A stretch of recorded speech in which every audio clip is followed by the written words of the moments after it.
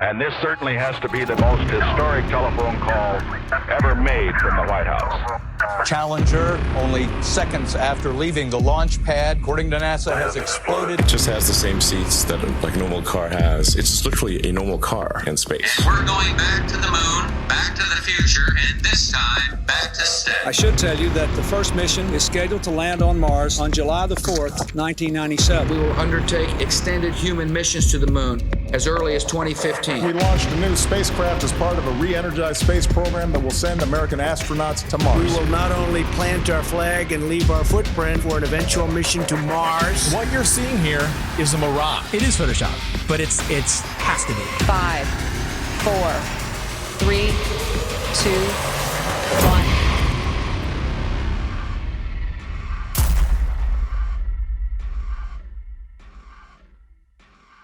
The one thing globe believers need to understand is that you don't just take the spinning ball Earth and flatten it out and put it back in the heliocentric model.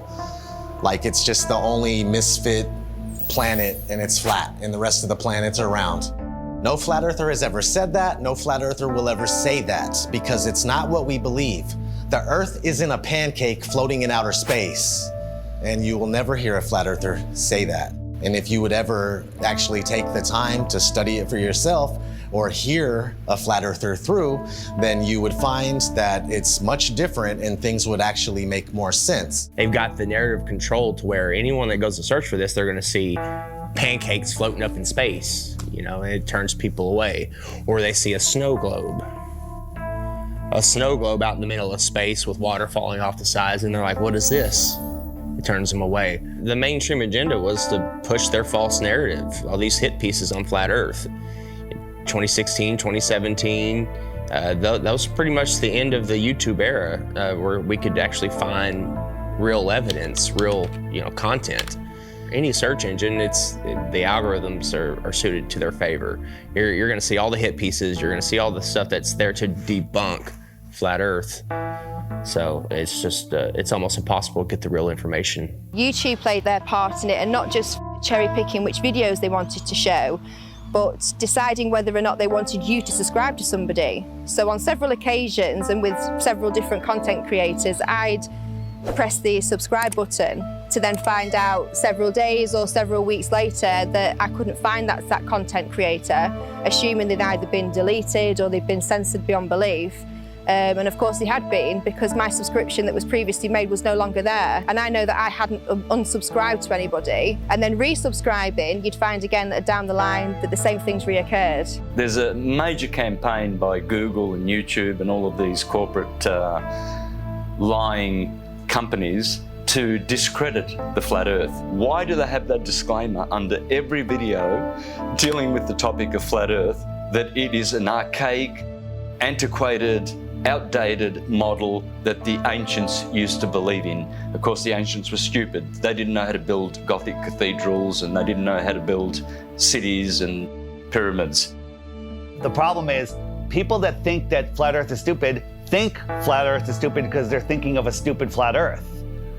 And they ridicule and make fun of flat earthers. It's absolutely ridiculous. Since 2015, the content providers for Flat Earth have had a living hell. We have been ridiculed, we have been trolled, we have been censored beyond belief by YouTube. It's really difficult to get the truth out there. YouTube controls the algorithm. Who owns YouTube? Google. These are these big corporations that came in and said, the flat Earth is getting way too big. People are finding this out. We don't want them to find this out. This will just completely destroy our agenda that we've worked so hard for. We're losing it because of our own technology that we created. So they had to get involved. Withholding information and knowledge is a form of control. Now, for new people coming into the subject, if you research Flat Earth, the Google analytic will give you government hate propaganda against the Flat Earth truth. If you go to Google and try to find anything Flat Earth related, then the first thing that's going to pop up is the Flat Earth Society. And that is something that has absolutely nothing to do with this movement. In fact, it's a completely made-up organisation in order to deter anybody looking for some sort of truth so that you'd first of all get to that page, you'd see these ridiculous accusations and this spinning disc illusion that's going upwards in space that I can assure you nobody believes in. If the globe model was as strong as they claim to be, then there wouldn't be so much concern with anybody talking about a stationary Earth model. Now, everything's fine in court until somebody walks in with a load of shit on you. Everything's fine until somebody out there has evidence that's going to prove you guilty. And that's when you start acting suspicious. That's when you start panicking. That's when you start putting damage control out there, which is inevitably what these bots are, what these trolls are on social media, and of course, the algorithms. This is just a new lie that was started in the 20s, and even before then, they weren't really teaching anything about the world and where we were. It was just common knowledge. One of the main arguments that globe believers come at you with is we've known for 2,000 years. Aristophanes figured it out with his sticks and shadows. Well, Aristophanes may or may not have been a real mathematician. He figured out the shape of the earth. That would have made him the Michael Jordan of mathematicians, but nobody ever mentioned him in a book until the mid-1900s. What's crazy is I've talked to some elderly people and they've told me that back in their day when they were in school, they didn't even learn about people like Copernicus or Galileo. Everything's up for grabs at this point. People like Christopher Columbus and any other figure in history could be totally false or created just for some sort of agenda. This is everywhere. We found somebody in Croatia. They said they were teaching flat earth through the 1930s. Most people think that this flat earth versus globe earth has been going back and forth for thousands of years. No, it has not. This is a brand new deception. They come up with these stories, these fictional stories, fictional characters, to reinforce that we live on a ball. All of our globe provers, Galileo, Aristophanes, Copernicus, the pictures of them show that they're Masons, but I contend that we don't even know if they're real. All of our history is a lie. I've met people that said that they were taught flat earth in the early 1960s in school. They were taught flat earth and globe earth, and then it kind of just went away. I interviewed Ruth, a 102-year-old woman, back in February of 2020, and she was taught flat earth in public school in Connecticut. Tell me your name. Ruth Heath. Ruth, and how old are you today? 102. 102. So you were born in 1918. 1918. And we were just talking, and I asked you what shape the Earth is, and what did you say? What were you taught in school in elementary school? I was taught in school that the Earth was flat. Where did you go to school? Elementary school? I went to Spoogling School in Hamden, Connecticut. So how does it make you feel to realize that you were right as a kid? It makes me feel better. It does make you feel better, right? Oh, it makes me feel alive. Oh my God, that is so true. My whole life, I believe, yes, what I was taught. That's and then right. when I discovered the flat earth, you feel better about it. Because we are the center of creation. That's right. We are important. That's right. We are here. We are God's children. And when all the problems that are happening in this world today. I'll give you some good news. A lot of the problems that they report on the news aren't even real. That's right. That's right. They're just keeping us in fear. Keeping up. That's right. That's right. That's right. I understand that. I understand. They just say what they want people to know. That we never went to the moon, that was all fake. Is that right? That's correct. I saw that all happening. Yeah, so did I, and we all believed it, but that was just to reinforce that people to believe they can live on a ball and they can walk on a ball. It's such a lie. It's such a lie, but knowing the lie is like going to a magic show. I woke up. Yes. That's what we call it. We call it red. This is your moment of waking up. Oh. It's when you go to see a magician and you know how the tricks are done, and the magic no longer works on you, and you're free from the illusion. So knowing this is going to free your heart. Cry. Yeah, it's okay. It makes me cry. Happiness. Yes. Tears of joy. Yes. Thank you. All right, Rick, give me a hug. Here we go. All right. Rockefeller seems to have a role in this. He started the General Education Board and continued being involved with the educational system. The fact of the matter is, the people that have been in control, they're in control now, and they're going to continue to be in control, whether they pass it down or change the name, whatever it may be. But yeah, I mean, whenever Rockefeller's name is tied to something, it's always something to question, that's for sure. That's a huge red flag for me, that they can come in and change everything we know, all of history, and turn it into deception, and keep teaching the deception over and over and over again until it becomes the norm. The same man who said that he wanted a nation of workers and not a nation of thinkers. This was the same person who was found guilty of antitrust violations around the turn of the 20th century, who then went on to get his fingers in all of the education systems, of course with the promise of, I'll give you money, I'll make sure that your school has everything that it needs as long as you push these textbooks, as long as you push these narratives and you push these ideas. I'm going to give you a nation of workers and not a nation of thinkers. And that's exactly what we've become. Now, this should tell you something, why we can't talk about literally the thing that we're standing on. Why is that? Knowing that there is a creator, absolutely. That is one of the main reasons to hide this. But, you know, at the same time, it's nowhere near comparison when 1 billion people find out that there's more land. It's about hidden land. I think there's possible they could be hiding land in here somewhere with us. And I think that the Antarctica Treaty is very, very, very sinister, and there must be something else going on. They went really, really, really tough with their implementation of the Antarctic Treaty and everything else, and just to keep people away from the truth. They didn't want people to know about more land. Haven't we been fighting over land forever? Isn't that what always happens? Countries fighting over land, but not on the outskirts of Antarctica. Oh, no, no, no. No fighting there. They're all in agreement. You can't go there. You can't explore any of it. That treaty was in effect in 1959. It can't even be questioned until the year 2041. The longest lasting treaty that all of the world signed on to at the same time and is still in place. Antarctica is the container of our world oceans. What is beyond Antarctica? Why is the government hiding Antarctica from us? Why is Antarctica completely off limits except for taking a tour of a little peninsula off of South America, which is nothing? And people go, well, you can go to Antarctica. We spent months trying to actually do it. I was going to send a crew. They won't call back. You can't even go there. There's one peninsula where you look at penguins. So exactly. And then you think, I have some friends that went to fucking South Pole.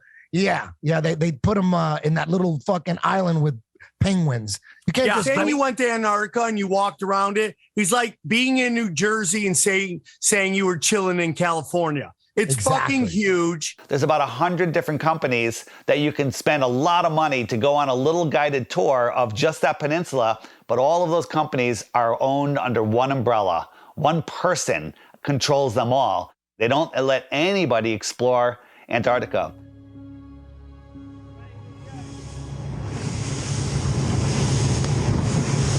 Will be a fucking international headline in about 5 minutes. Australian Navy ship shoots it. Facing our way. Bad boys, yield. Is it? The turret is turning our way. The turret's turning at us. Boy, we should hide Adrian in case they think we're trying to jump.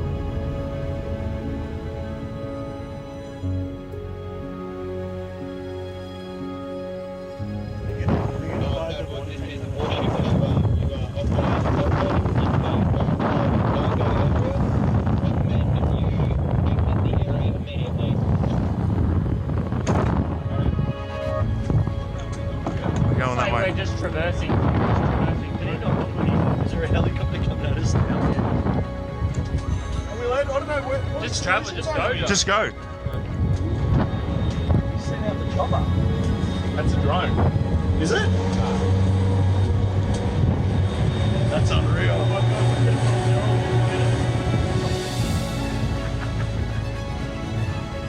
When people say, why the lie? One of the main answers is they're hiding more land. What if we can truly become free. The whole reason for this is because of more land. Because think about it, if there's more real estate, if there's more resources, natural resources, if there's more food for our starving children, if there's more space, more room for us to get away from the child sex trafficking, if there's places where we can go and other civilizations we can be a part of, where they don't charge you for water, they don't charge you for free energy, they don't charge you for property taxes. What if there is more land? Nobody can go explore Antarctica, period. Because if humanity found out there's more land, then the heliocentric theory is gone. They can't start adding more continents on the bottom of a ball. It's just, they wanted it silenced right away. There is evidence out there through old maps, namely the 1,000-year-old Japanese Kawabashi map, which shows continents and lands outwardly of what they call the ice shelf or the ice wall. So why are they teaching the globe model? Well, you see, the globe is a container, and it's a container of all the known land. The Jesuits and the Freemasons, they needed a new model because they wanted a new world order. Because right now on a ball or in a snow globe, there's only 7 continents. That's all there is. So everything is very limited. We have a limited supply. Resources are very scarce because the Earth is a globe, right? It's cut off, everything's cut off. If you open it up and there is more land, then there's plenty of resources. More land means more resources. Well, that's huge if they're hiding something like that. There's a scene in The Truman Show where Truman is like, I want to be an explorer when I get older. I like to be an explorer, like the Great Magellan. Oh, well, you're too late. There's really nothing left to explore. Imagine if there's like all these beautiful places to explore still, and finding out that there's all this land, it just opens up the door for discovery again. Have you ever heard of the eyewitness testimony written in the books, The Iron Republic, The Smoky God, Worlds Beyond the Poles?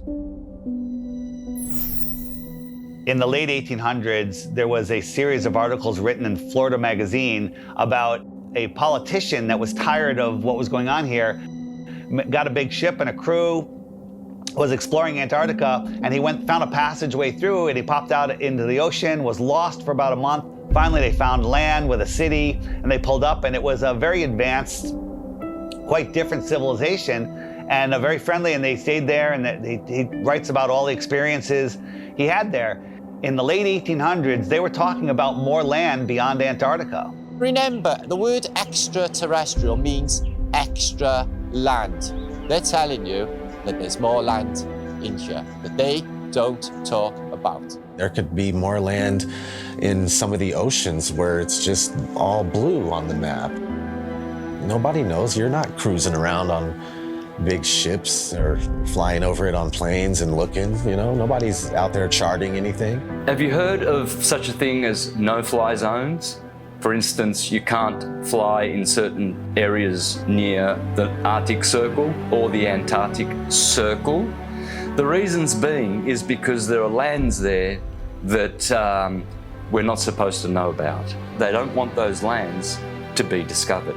All these corrupt systems that are stealing money from us, kidnapping our children, just doing horrible things. They rely upon the cattle staying on the ranch, the slaves on the plantation. That's why flat Earth is the most important knowledge we can obtain. It's because there is more land. Don't look at us and say, go prove it. They won't allow us to go prove it. We're not the lazy ones here. We're being restricted from going to prove this to you. So because of that, of course we're going to speculate. It's a red flag. If that's not a red flag to you, I don't know what is. They won't allow us to go. Allow us to go. If we go and there's nothing there, I'll admit I'm wrong. But all signs point to that they're hiding more land. You have to have permission to do everything. You have to have permission to marry the love of your life. You have to have permission to travel down the road. When we have the inalienable right to travel from point A to point B, you people think you're free? You're not free. You're free-range chickens. That's what you are. You're free-range chickens held in an area you're not allowed to go past, and if not, you go to jail or you get shot. Stay on the plantation, do what you're supposed to do, pay your taxes, and shut up. Right? Well, if there is more land, and I sincerely believe that there is, then that's the perfect reason to lie to everybody. And it's not just about hiding a place for more resources and where else we can go and dig for gas and gold. It's not about that. They're hiding freedom. They know that as soon as we all find out that there's another place to go without dictatorship, that we'd be gone. There's endless amounts of everything, and there's so much more land out there, and there's many places to explore, and they just want to keep us here in the middle of the pond, stuck here thinking that this is all there is. What happens to the price of gold and all natural resources if there's more land? Gold can't go to $1 an ounce. Gasoline can't go to 20 cents a gallon. We can all have, you know, thousands of acres of land to ourselves. The whole system crumbles. The entire system crumbles, period. On the other hand, we have the North, which is also off limits. I went on my first official trip. I was going with my father and my grandpa Sinclair up to the North Pole. It was a very glamorous destination. I figured I was finally going to be let into the reason for the existence of this high security Arctic base. That was exactly right. We drove slowly through and past the buildings on a special top secret mission. And that's when I understood just how powerful and wonderful my father was. The North Pole is a biggie. It's always been in my mind. I've juggled with the idea, is there hidden land? Could they have possibly hidden a continent in the Arctic Ocean, which is seemingly an ocean? They could hide land there. Many old maps will show you the Hyperborean, 4 continents, and in the center, Axis Mundi. And I think that is what's there. I think there is Mount Meru. And I think that gives off an acoustic device. There's definitely something special going on up there, and if you just think about that long enough, why do compasses point north? I mean, that's really wild in itself. What if we all took our compasses out and just followed them until it stops? A compass will always point north, towards the magnetic north. There's some kind of force or some type of energy, frequency, vibration that's pulling that needle to the north. It's crazy to think that all compasses are pointing north to the North Pole. No compass points south. There is no South Pole. There's no compass that's going to be, oh, go south. And no, it's come to the north. There's something there. I think we can all agree there's something there. And it's crazy that they cover it up. They've covered it up for so long. There's ancient civilizations, the Nordics, there's people have talked about, you know, the Rupert Nigra, the Mount Meru, the giant magnetic mountain at the center.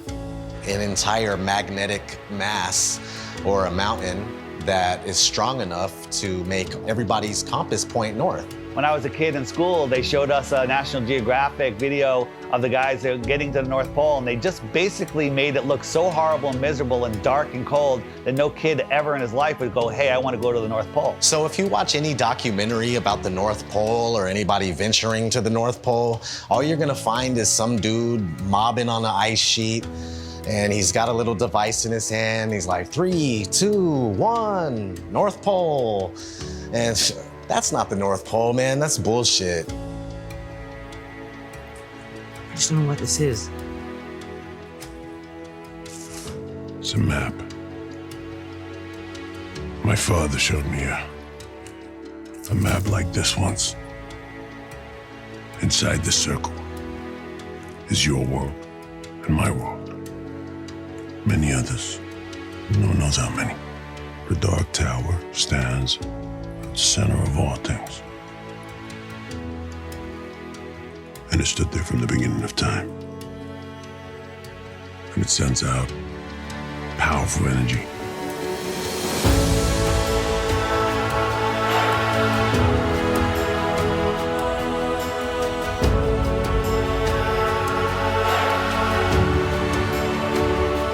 I think that there's possibly a North Pole hole, part of the electromagnetic torus, which gives off a green light, which you see as the Northern Lights. The North Pole is the center of the Earth. It is a hyperbola.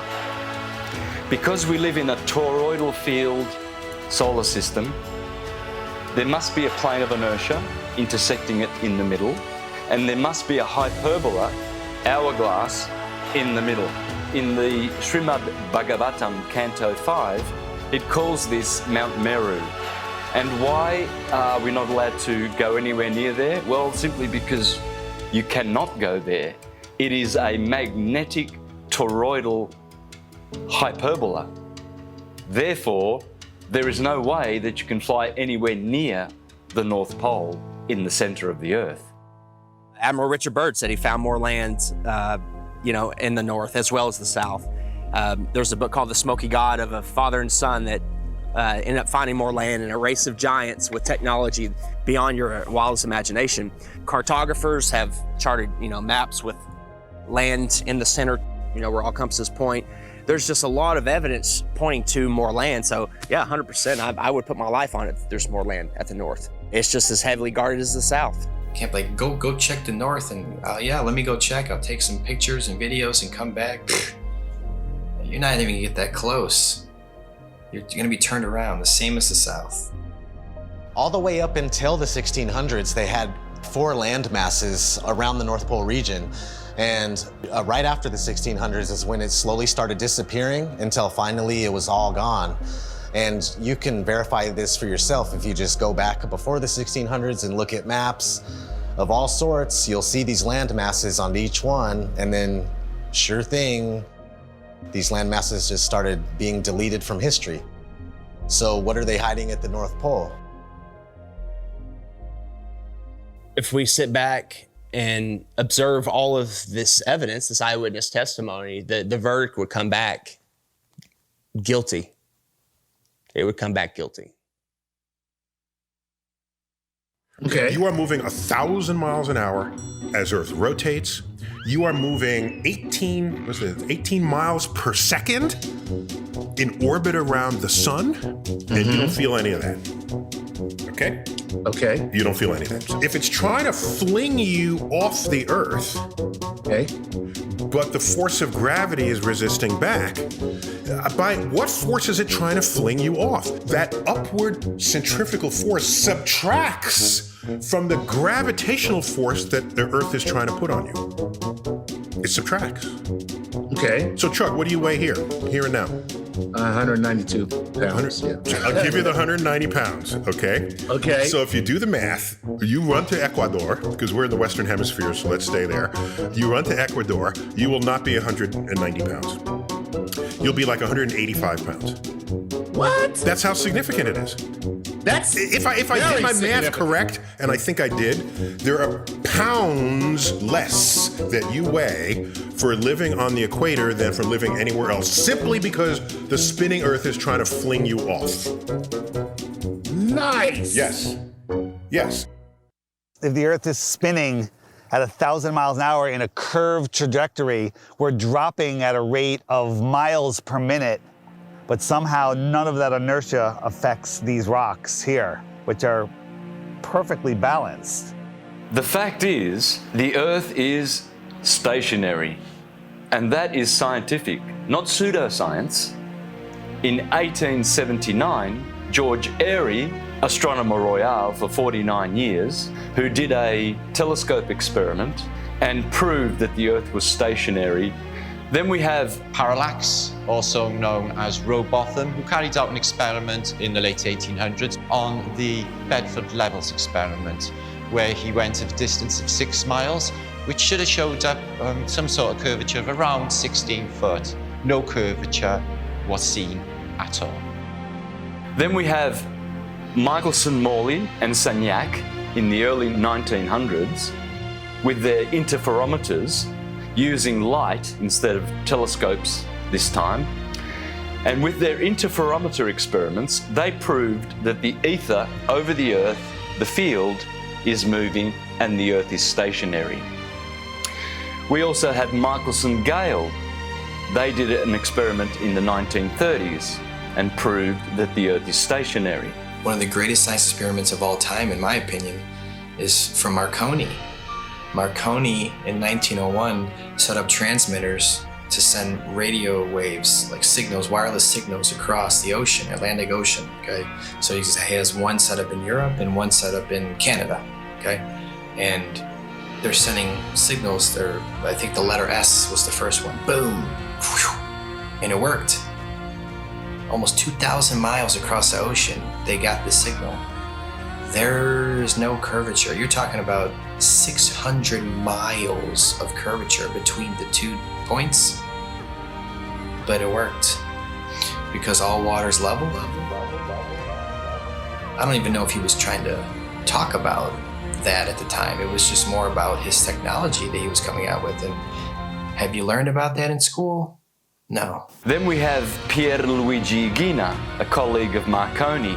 And before he died, he showed people in his laboratory how the Earth is stationary. You can go to my channel, Mr. Astrotheology, and you can see videos of Mr. Pierluigi Ghina proving in his laboratory with strobe lights how you can prove quite easily that the Earth is stationary. Every scientific experiment throughout time looking for axial rotation or curvature has proven the opposite. They don't teach this in schools. Any observation, when you go outside on a calm morning, you can see a perfectly glass lake. And your senses will tell you that, nothing is moving. We, stationary Earthers, we have science, real science, on our side, and the globies have pseudoscience. In fact, all they have is Einstein saying, "I have come to believe that no optical experiment can prove that the Earth is moving." And yet, the Earth is moving. Science! Yeah, Albert Einstein. I always recommend people go watch Albert Einstein in his interviews. He's reading cue cards. He's reading notes that someone handed him, kind of like people on TV nowadays. There is no optical experiment ever been conducted that can prove that the Earth is moving. The Earth is spinning at 1,040 miles an hour. You can't feel it. You can't measure it. You can't observe it. You can't repeat it. But trust us, there's not one experiment that shows the Earth is spinning or moving whatsoever. There is, however, an experiment that was proven in Behind the Curve. Bob Nodell was talking about the ring laser gyro, showing that there is a apparent 15 degrees drift throughout most of the day. When we turned on that gyroscope, we found that we were picking up a drift, a 15 degree per hour drift.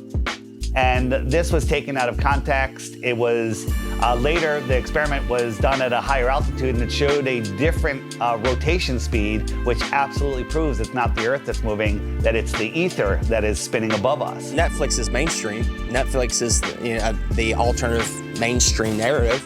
Netflix can't go against the grain. They'll lose their contract. A documentary, like a mockumentary. I'm sure someone watched our movie and was like, whoever made this movie is a government shill, and they're just trying to hide it.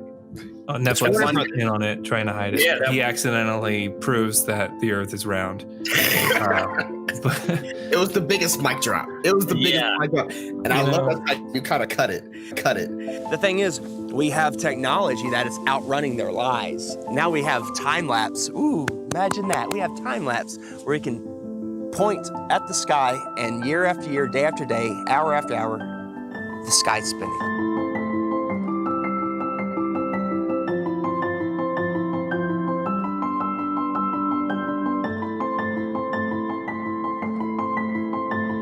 Every day there should be different stars random stars in the sky if we are traveling at 650 million miles an hour, which is Mach 870,000. Do you really believe that every year we move through space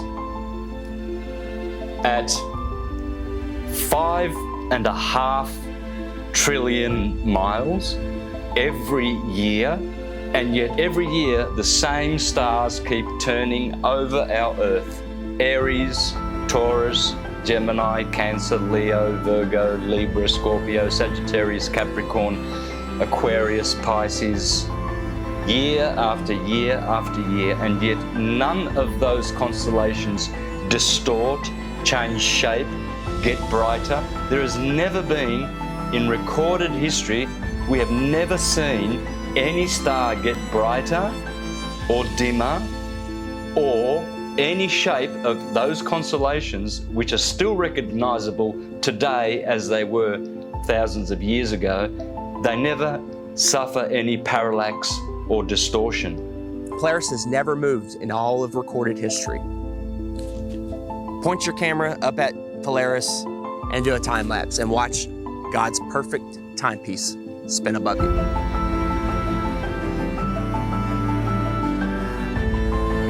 And we move 5,694,000,000 miles through space every year. Congratulations to you if you believe that. It's called education, indoctrination, and dumbing down.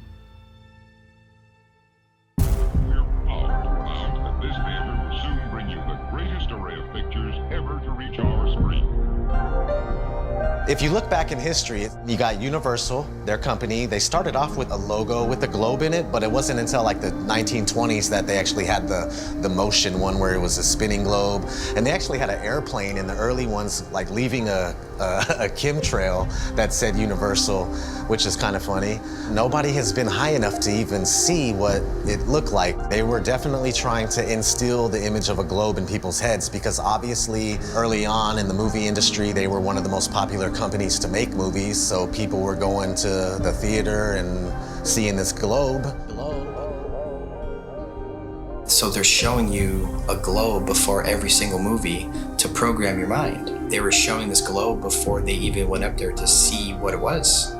I think the first man ever to go up and check is Picard going up there. I mean, that's a story we're not taught in school. From the practical point of view, Professor Picard's experiment is of the highest possible importance. These timelines, these dates, these are facts. We got August Picard coming out in the 1930s in an actual publication by a science journal saying that the Earth looks like a flat disk with an upturned edge. Besides Universal programming you, you had Walt Disney programming you with space documentaries for almost 15 years straight. Some pretty crazy propaganda in the 1950s. There was one called Man in Space. He's talking about taking men to the moon in a rocket. And then if we cruise on, we got Richard E. Byrd. He goes on Longines chronoscope and he's sitting down and he's telling people. Strangely enough, there's left in the world today an area as big as the United States that's never been seen by a human being. Shortly after Richard E. Byrd did that interview, they put the Antarctic Treaty in place. And then 1 year later, NASA is established. Almost 0 hour at Cape Canaveral, and enlarged 16mm pictures show a monkey specially trained and conditioned for voyaging in space. 2 monkeys had been selected for the job. They called them Abel and Baker, A and B, of course. In fact, the monkeys came down safely near Antigua. Reported none the worse, after blazing the trail for human space travel. They come in and they're the gatekeepers for your mind. Like, they're making sure that people think that they live on a spinning ball. And that's their sole purpose, that it has always been their sole purpose.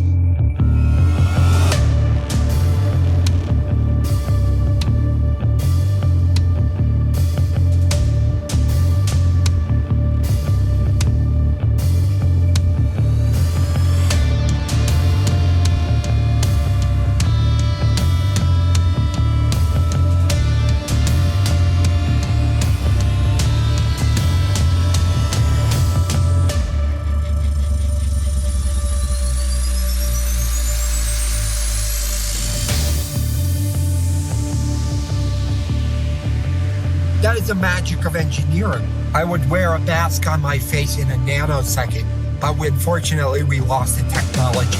It can take days, even weeks, to produce just a single image. The dazzling final results, enough to keep us all dreaming.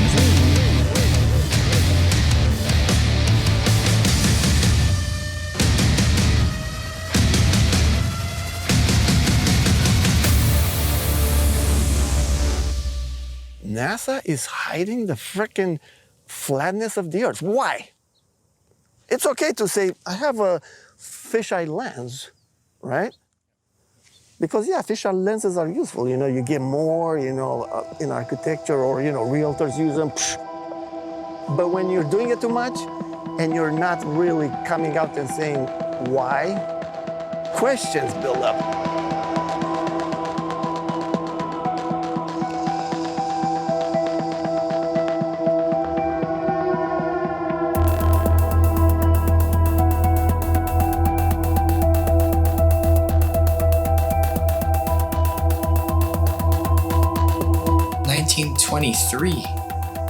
A fisheye lens was invented. So these space agencies had a heads up already. And the fisheye lens was originally, I think, $27,000 to purchase. And this is in 1923. I mean, today that's about, what, 100 grand, 200 grand equivalent in cost? And people would tell me, Hippler, I'll give you that.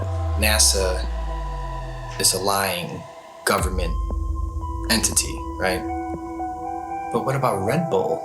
Red Bull is just an energy drink. And I saw Felix Baumgartner jump out of a space capsule.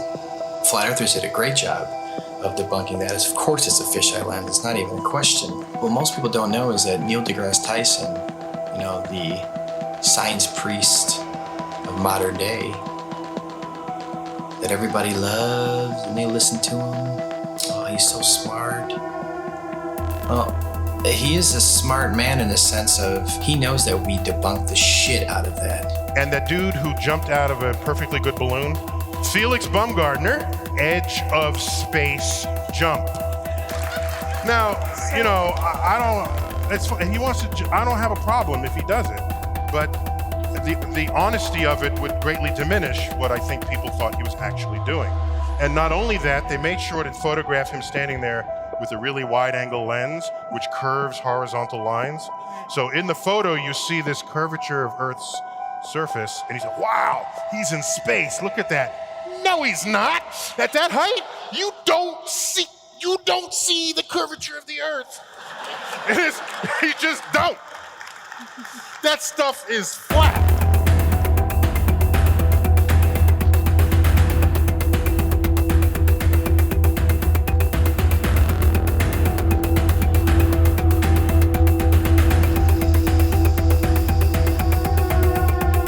Put so much pressure on Neil deGrasse Tyson to come clean. He had to. We exposed Felix Baumgartner. That's a complete fisheye lens. There's no curvature at all on this Earth, let alone they're trying to sell it as 23 miles up, there's curvature. Even though people will sit there and swear they saw curvature out of an airplane 10 miles high. Yeah, okay. So your priest Neil deGrasse Tyson admits 23 miles up, no curve. How do you feel about that? All right, maybe you say that's no big deal. Okay. Even though Felix Baumgartner himself said he could see the curvature of the Earth. It's almost overwhelming. When you're standing there in a pressure suit, the only thing that you hear is yourself breathing. You can see the curvature of the Earth. You can see the sky is totally black. You can see the curvature of the Earth. You can see the curvature of the Earth. You can see the curvature of the Earth. That's 120,000 feet, 4 times higher than most passenger planes fly. So that should make you go, right away, what's going on here? Who's lying, right? But you don't think there's an agenda here? You don't think people are lying here? Fast forwarding to recently, Richard Branson, his ugly ass, Mr. Billionaire himself. Officially the first billionaire to travel to space, so Richard Branson. So you go 63 miles up, you would all probably assume that, of course, you could see this giant curve of Earth. You're 63 miles up, holy shit. Richard Branson supposedly goes up 63 miles, even though it's nothing but fisheye lens footage. We exposed that. Here comes Neil deGrasse Tyson again, damage control time. Oh, by the way, you didn't ask, but I'm going to tell you. Do you know how high up above the Earth he was? No. So if you take a 63 miles. Oh, yeah, say right. So take a schoolroom globe, and that's how high above it is he? So he's about 2 millimeters above the surface of a schoolroom globe. So nobody has seen the curvature of the Earth from that height. I just want to make that clear. You can't see the curve out of an airplane, right? 10 miles. You agree? I hope you agree so far. Okay. So 10 miles up, no curve. Red Bull 23 miles up, no curve. Branson 63 miles up, no curve. So where is this curve at that you swear by? Because if you live on a ball, I don't care how big the ball is, it could be 4 times the size of what they told us, you would still see a physical curve at some point. That's what the horizon's supposed to be. That's how the sun is going. I mean, there's a curve of the Earth. All these theories involved with the curve of the Earth get thrown out the window. That's what happens with a new company. This is the fiction section. Fiction means it's a made-up story. Oh, hey, Elmo, I bet we can find your Galactic Gale comic book here. Oh, boy, Elmo, hope so. We all know who our enemies are. They are called the globalists, with their false idol that they give children on the teacher's table at kindergarten, the false globe of the global agenda. People are just deceived. I mean, I grew up from kindergarten. Here's a globe. My kids, they graduated from kindergarten and it was a freaking globe. They gave them a globe at graduation to take home like an inflatable beach ball. And I was looking at that thing going, oh my God. We are taught that the Earth is a ball before we can talk. In school, there's a globe in the class. One of the first worksheets we get is a sheet on the orbits of the planets and the sun. And I actually still remember that sheet. I did it, I got it right, I was so proud of myself. Sesame Street has astronauts on, Disney, it's all globe programming. So your entire world belief is around this. And if you think about it, they've gotten us at a very, very young age with the lying. Before we have any critical thought, the capability of thinking for ourselves. They teach us lies from the very beginning, from Tooth Fairy, Santa, dinosaurs. With Santa, for instance, I mean, we're taught this lie, you better be good. We need you to stay in line and be good. Don't be naughty, be nice. You want to be on that nice list. Santa will come and bring you these material gifts, and then fast forward, you find out Santa isn't real. For 5, 6, 7 years, however long the lie went on for, you've been conditioned a certain way, to act a certain way, so you'll fall in line. You'll do exactly what mommy and daddy tell you, what the teachers tell you. And when you realize that lie, it's subconsciously, you're taught at that point, it's okay to lie. It's okay to lie. It's okay to accept lies. It's okay for people to lie to you. It's okay for you to lie. So the whole world is a fucking liar. Everyone's a fucking liar now because they were taught at a very young age it's okay to lie. They get you with these lies of Tooth Fairy and Santa at a young age. So when you're an adult, you can't tell the difference between a lie and reality. And when you do find out it's possibly a lie, oh, it's okay. You're subtle. You're passive. You allow the lie because you're used to, it's okay to lie. You've been conditioned your entire life. It's okay to lie. It's okay to be lied to. So when the lie comes out, people are just like, okay, whatever. Got to turn on my Fox News. Got to go to the bar. Got to go watch my football. Give them bread and circuses, and they will never revolt. When people hear about Flat Earth, when I talk to them about it, they think it's the dumbest thing ever. They think I'm uneducated. They don't realize that they don't know what they're talking about. And people say, well, what about ships over the horizon? You explain that. What about sunsets? You explain that. What about seasons? You explain that. And then they throw their hands up. They go, well, why does it matter? What difference does it make? I still have to go to work tomorrow.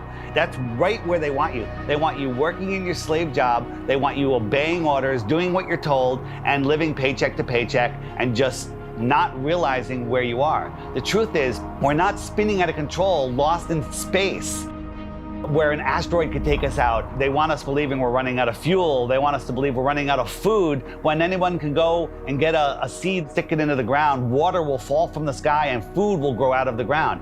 There is no shortage of water, food, space. Every American family could have a half an acre in Texas and the rest of the country would be empty. They're lying about everything. You let your kids get raised and taught by other people that you don't know what they're learning.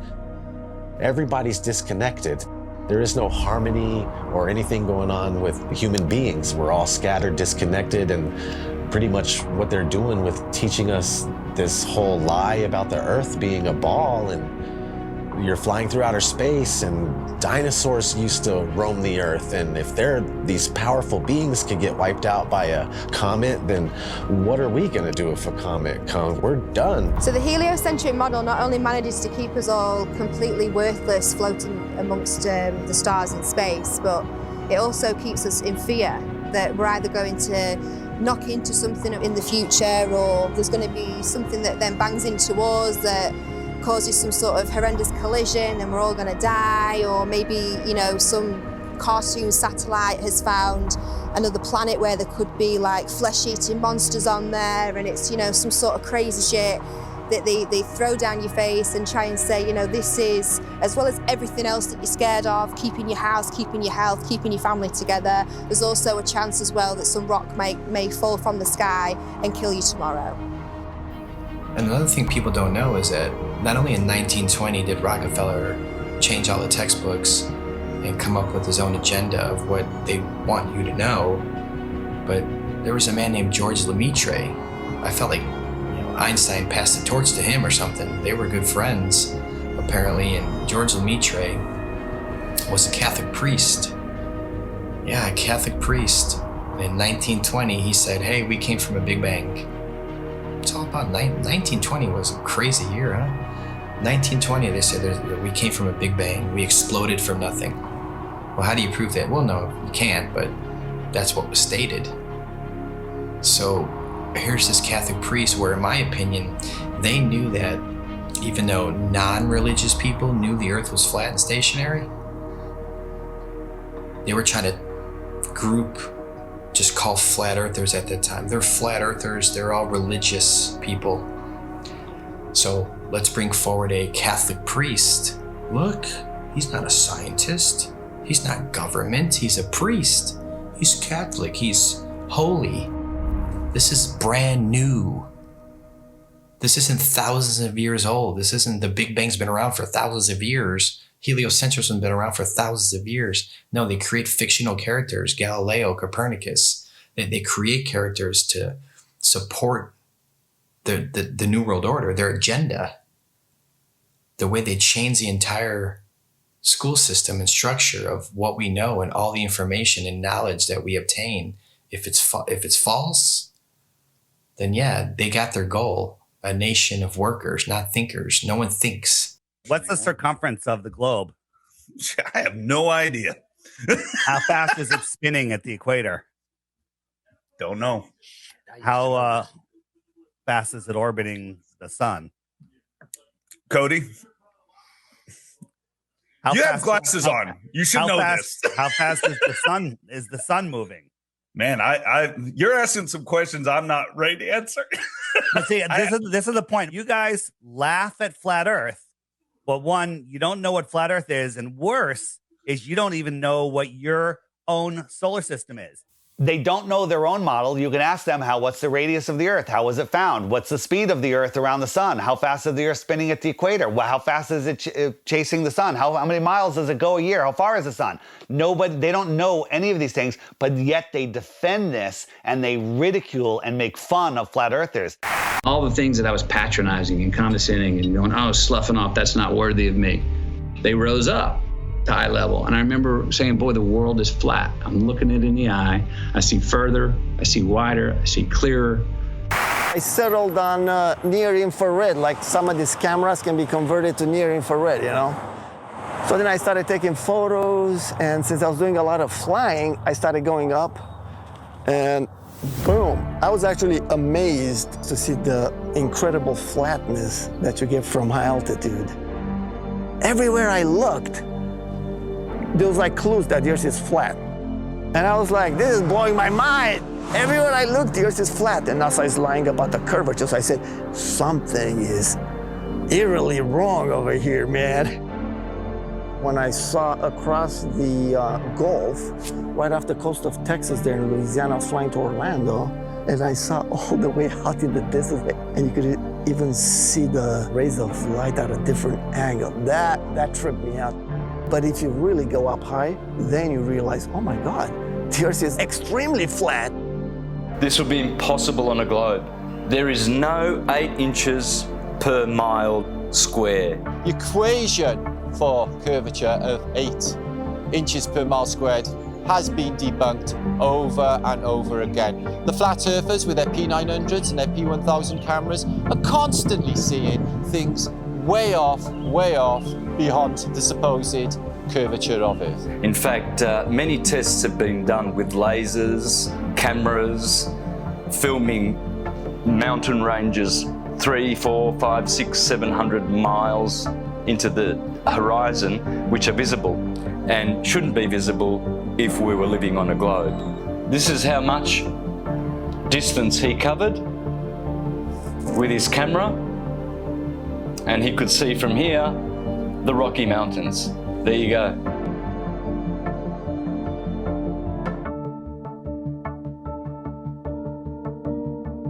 There is no 8 inches per mile square. There's no way you can see 500 miles on the other side of this ball. There's no buildings that are curving backwards. If point A to point B, you're on a ball, you know, they're not gonna be flat up and down like on our flat Earth. They're gonna be like this. There's no tilting. They've measured distances from the base of buildings to the top, level and flat. People look out at the ocean and you see ships and stuff, and it appears like these ships and boats, they go down. And that is a huge factor as to why people think the Earth is round. If you look at the ocean or a lake, it looks flat. Look at that. Look how straight and flat that horizon is. Looks flat, doesn't it? See, it looks like a table or a board. Now, once in a while, you might see mountains or hills, but those are just like little bumps on what looks like a flat Earth. As ships sail away, they don't disappear all at once. No, first, the bottom will disappear. See, the bottom of the ship is gone. Now we can see midway up, and then the whole thing disappears. So people realized that the world is curved. I mean, it's a big curve, but it's curved. That's what we call pseudoscience. You could buy a camera now that zooms times 100, and you could zoom in on these ships and boats leaving your view, your human eyeballs view, pull out a camera and zoom in on it, and suddenly you're back. It's on top of a level surface, still cruising. So the limit of your vision is where the sky meets the ground due to perspective. As they come together, that's the limit of your vision. That's called our horizon. The horizon is optical. If you had a super zoom camera, you can zoom in and make this angular size bigger to reveal small objects that you couldn't see. And then when you zoom out, it goes back together and things disappear into the horizon, not over. We see skylines beyond what we're supposed to see. I mean, the visibility from 100, 200, 500 miles away, it debunks the whole 8 inches per mile squared. Photogrammetry, I think, is one of the best way to convince yourself. You do multiple images of the ground, and then you put it in a software, and you realize how flat it is. You're seeing it yourself, it's your data, nobody's lying to you. You've taken the data at yourself. It's not Jay Tolan that's trying to, troll you. Like some people, they're like, he's trolling people, man. And it's not SpaceX or NASA doing it either. It's yourself. Yeah, it's yourself. You're doing your own experiment. Many times when you're looking out over water, there's waves. Well, those waves will block entire city skylines. If this was a wave right near me, if my face was a city skyline, it blocks just the bottom, But if that wave was closer to you, it blocks much more of it. It's all perspective. And I thought I wasn't going to get anything that would beat this until I found this photo from Grandmere State Park. This is from Joshua Nowicki. And what you're seeing here is a mirage. Typically, we would not be able to see this. This image would be viewable from much, much higher in the sky, up in space. The story has been one of the most viewed stories on our website ever. They say my explanation is a cover-up. A cover-up to their belief that this picture is proof the Earth is flat. The one goal I had was to prove that what people are seeing from the other side of Lake Michigan is not a mirage, that they are actually seeing the city. What do you think, Skiba? I think it's amazing, dude. It certainly did. It's not a mirage, I can tell you that. No. Our focal point was the Sears Tower, which is also known as the Willis Tower, right? Yes, the Willis Tower. The Willis Tower, and we can see it the entire time. We can see it the entire time.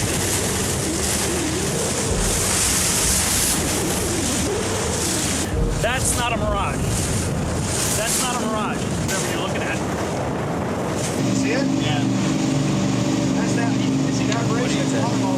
It's not a mirage. That's the proof right here. That's the proof. I was shocked to find out that there are a number of people that believe the Earth is still flat, and that to them, this is actually proof that the Earth is flat. One person just questioned me and asking me for a retraction of the articles and lies. A lot of people try and kind of be nice about it. Well, are you sure you did it right? And then they send me links of the Earth is flat. And some are just pretty straightforward about it, and they title replies calling me a deceiver, and that I should check my degree or quit telling lies on television. It got me questioning a lot of things. Were my calculations right? No. You can obviously see Chicago from that far away.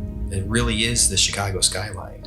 We can see things farther and farther away than that and prove it. You can prove it yourself. You can go there on a clear day and see the same thing. You can go do the same tests and prove it to yourself. That's the best way to do it, right? Prove it to yourself. You're not taking anyone's word for it. You're doing your own experiment. It's not a mirage. It's not an illusion. It's Chicago from 60 plus miles away. I mean, we could barely see the street sign a few blocks ahead of us on a foggy day. I mean, they're spraying our skies with shit all the time. You can open your weather app right now and it'll tell you the visibility. That's how far they're telling you can see the weather patterns. There's so many different factors of why we can't see that far. We're not superheroes. I mean, take any flat and level road around your house safely. Test it out, make sure it's level.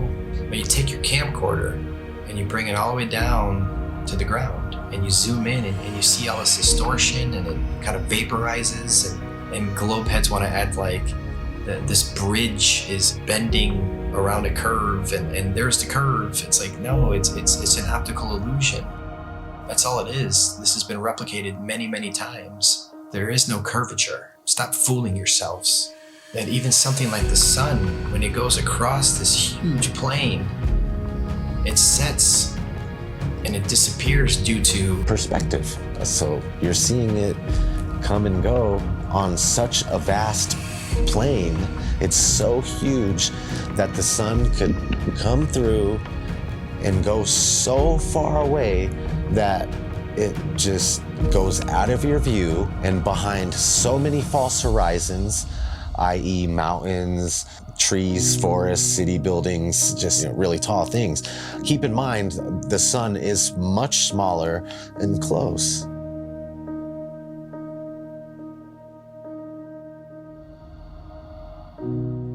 This is an intelligently designed and created place.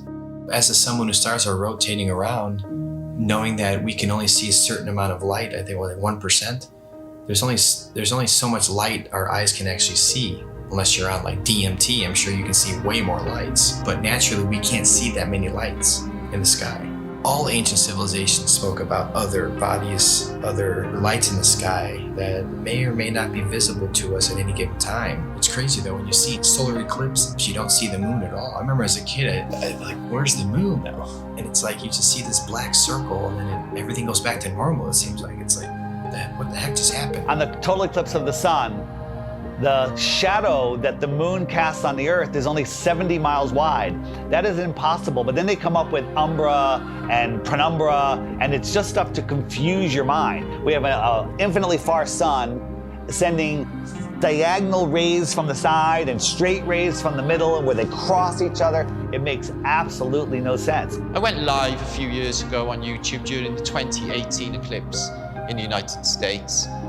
On a live event, and we were all waiting for the moon to actually show up to cause this this eclipse, and all we found was no moon showed up.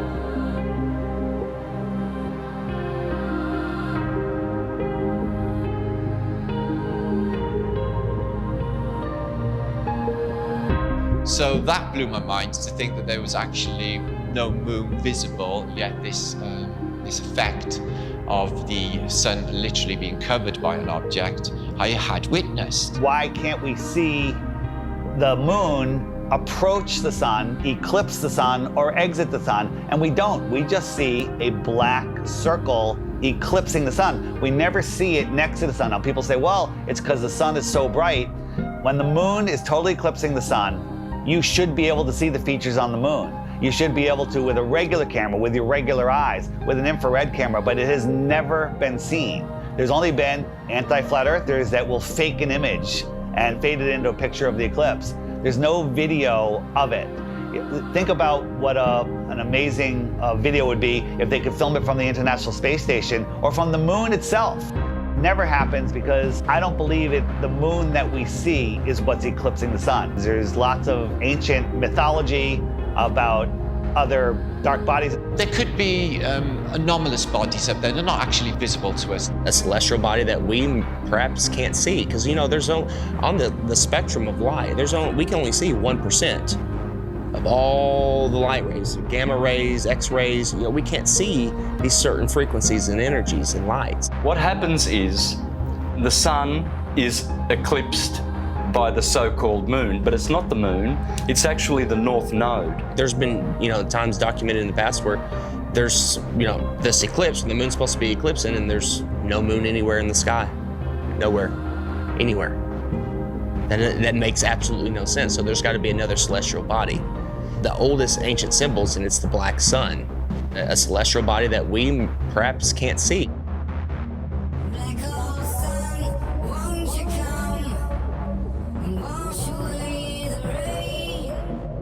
A lot of ancient civilizations always spoke about a black sun. It's like, why are they talking about a black sun for hundreds, if not thousands of years? And that information now is turned into, oh, the black sun is an evil thing. It's like, well, yeah, of course, that's what they're selling it. They're selling it to you as an evil thing to stay away from it. They already don't want you to like the real sun in the sky. They push it so far away. They want you to not care about it.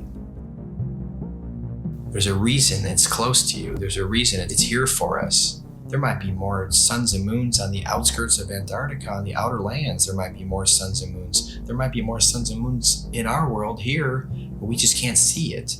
And you talk about the seasons itself. Seasons prove the Earth is a stationary plane with a local sun. When the sun is circling over the Earth over here in the Tropic of Cancer, these people here, they have summer. But 6 months later, the sun is over here. It's going around over here. So Australia down here, and South Africa, and South America, now they have summer, because the sun is local. It's not 93 million miles away. And the sun and the moon revolving and springing into the center seasonally, and then springing back out again. This makes perfect sense than a spinning ball hanging on an invisible skyhook at a degree of 6.66 of a supposed axis, which tilts the Earth. People need to stop defending a theory that they were taught in kindergarten. So at sunrise, every sunrise should be arctically cold because that is the most severe tilt possible. And to make it worse, in the northern hemisphere, in the heliononsensical model, the sun is 3.5 million miles farther away in our summer. But when the sun shows up on the horizon, I can feel the heat on my face immediately. I can get a suntan in June. But in December, at solar noon, when the sun is at its highest point in the sky, I can look up at the sun and barely feel the heat on my face. And also, it's 3.5 million miles closer. The whole tilt thing doesn't make any sense. And when the sun is on this side, it only illuminates this part of the Earth because it's local. And this part is dark, that will be night. So it's quite easy to understand day and night and the seasons and explain them on the flat Earth than it is with the globe model. The sun, moon, and stars are rotating around our heads like a perfect clock, and it goes out of your view as taking the light with it. This is an intelligently designed and created place. The sun does move about 15 degrees per hour through the sky, but when it gets close to the horizon, it kind of stops and it stays there and it moves at a different speed. I filmed this several times with my drone. No humidity and not over water. And it'll just stop and sit there, and then it kind of just fades away as it goes into the distance. But at the same time, because of perspective, I have friends that were down at the beach that saw the sun set 10 minutes earlier from the bottom up. And that's simply because they're looking across a span of water that has a hill with trees, a tree line on it, which is hundreds of feet over their heads. But from their point of view, it's at eye level. And as the sun moves away, it just gets eclipsed by the tree line, which they think is eye level, but it's high up in the sky. Water. It's always flat, always level. So starting at the northernmost point, as far as I can get, of Lake Michigan, and then traveling south, you can see that red line here, that the body of Lake Michigan is 574 feet above sea level, and it's level. There's no change in elevation, there's no curve. This cross-section shows what an undisturbed body of water looks like, and that's level. We know that to be true. There's three properties of liquids. They have mass, they take up space, and they always take the shape of their container. The physics of water is to find and maintain level. So if it's in a cup, to this lake behind me, to the seas, to the oceans, that's why they call it sea level, because it's flat and level. No matter who tries to sell you the idea that water's curving over a ball, it's just not happening. That's the number one proof right there, just water alone. Water alone proves that the Earth is flat, because water always finds and maintains level, period. Water does not curve. In its temporary state, it's finding its level. Once it hits the ground and finds its level, it remains level. I never even thought of the idea of water maintaining its level, and that alone just like mind-blowing. Like, absolutely, water has to maintain its level. Like, it's always, if it's calm and there's nothing going on, you know, you look at a lake, it's just chilling flat. It has to be. It can't curve. There's nothing you can say or do to ever show water bending or curving. Water needs to be contained. No matter what you do, it's going to remain level. The flat Earth proves beyond a shadow of a doubt the existence of intelligent design, a creator, and we are all important in the center of the universe. Yes, it is absolutely imperative that we know that there is a creator, that the sun, moon, and stars revolve around us, that we have a purpose. We are at the center of the universe. I didn't become a millionaire until I realized I was at the center of the universe. Now I have a purpose. Once you understand that you are at the center of creation, everything changes. And basically, we're unplugging from the matrix. We're unplugging from the heliocentric system. And when you do that, the rulers of this world, you unplug from them. You stop feeding them what they need. They want your fear energy. They want your labor. They want everything from you. And people unknowingly just keep giving it to them. I don't want my children to be lied to. And I don't want my grandchildren to be lied to either. So if this is going to stop, it starts with you and I. You know, they inherit all this stuff. You go to school and they teach you. When I was in grad school, man, I was shocked that most of my classmates were not really interested in learning. They were interested in passing a class. On the one side, tens and tens of scientists proven that the Earth is stationary, and we have nothing on the globe's side, so the Earth is stationary. No one thinks how easy it is to do this, and they pulled it off, unfortunately. But we're here now to completely reverse this, and people hate on us from the left and from the right. Everyone hates on us. Like, shut up with your flat earth stuff. It's not important. It's the most important thing. It opens the door for everything else. You want to know the truth?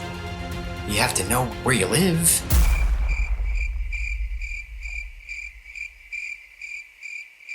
This whole agenda is to keep people disconnected from our Creator. You know, they want to just cut all our ties spiritually, and that's one reason why they calcify our pineal gland. They don't care about our health. You know this by look at your water supply.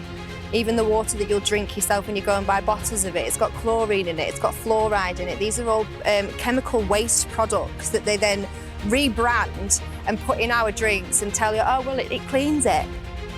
We'll also take away all of the medicine that's kept people alive and well for centuries. And they'll tell you, oh no, that's not good for you, that's not safe for you. Here's our product, here's our petroleum-based medicine that they've been pushing on us for the past 100 years. And of course, look at people's health, look at the world's health. Are we a healthy nation? Is any nation a healthy nation? No. And who's in charge of healthcare? The governments, the corporations. So it seems like everything that they touch turns to shit, so why do we allow them to touch everything? Stop defending Rockefeller, Rothschilds, all these goons, these people that want the New World Order, the modern day people, Bill Gates, Schwab, all these people that they're pushing for it and they feel like it's almost there, and we're sitting here fighting it. We're sitting here trying to wake the world up so we can have a peaceful and loving world again. And you're attacking us. Whose side are you on?